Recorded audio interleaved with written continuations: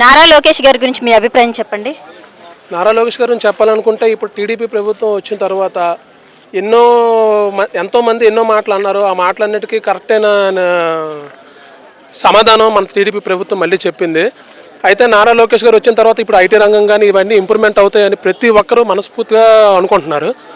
ఎందుకంటే ఆయనకు తెలుసు, ఆయనకు ఉన్న నాలెడ్జ్కి ఆయన విదేశాల్లో తిరిగి ఉన్నారు. ఆయనకు ప్రతి విషయం ఐటీ గురించి కానీ ప్రతి విషయం కూడా తెలుసు.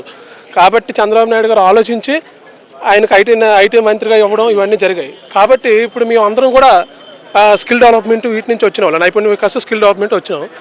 కాకపోతే మా ఉద్యోగాలు జగన్ ప్రభుత్వంలో ఇబ్బంది పడడం వల్ల నారా లోకేష్ గారికి మళ్ళీ కలిసి మేము విన్నపం ఇద్దాం అని చెప్పేసి ఇప్పుడు సుమారుగా 300 మంది వచ్చాం.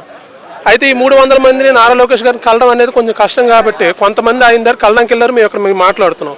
అయితే ఈ మీడియా మా ముందుకు వచ్చి మా కష్టాన్ని గుర్తించి ఇంతమంది ఇక్కడ ఎందుకు ఉన్నారు, ఈ దర్బార్లో ఇంతమంది ఉండడం కారణం ఏంటి, వాళ్ళ అభిప్రాయం ఏంటి అని చెప్పేసి ఈ మీడియా మమ్మల్ని అడగడానికి వచ్చింది. కాబట్టి మీడియా పూర్వకంగా మేము చెప్తుంది ఏంటంటే ప్రజా దర్బార్ అనేది మేము ఇంతవరకు ఛానల్స్లో చూసాం, నార్మల్గా చూసాం. ఈరోజు ప్రజా దర్బార్ ఇక్కడికి వచ్చి చూస్తే ఇంతమంది నిరుద్యోగులు, ఇంతమంది ప్రజలు ప్రజా దర్బార్లో వారి సమస్యలను చెప్పుకోవడానికి వస్తున్నారు అంటే ఇది చాలా గొప్ప నిర్ణయం తీసుకున్నారు నారా లోకేష్ గారు.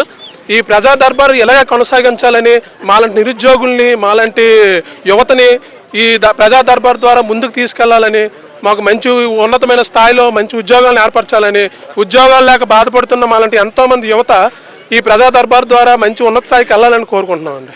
Thank you.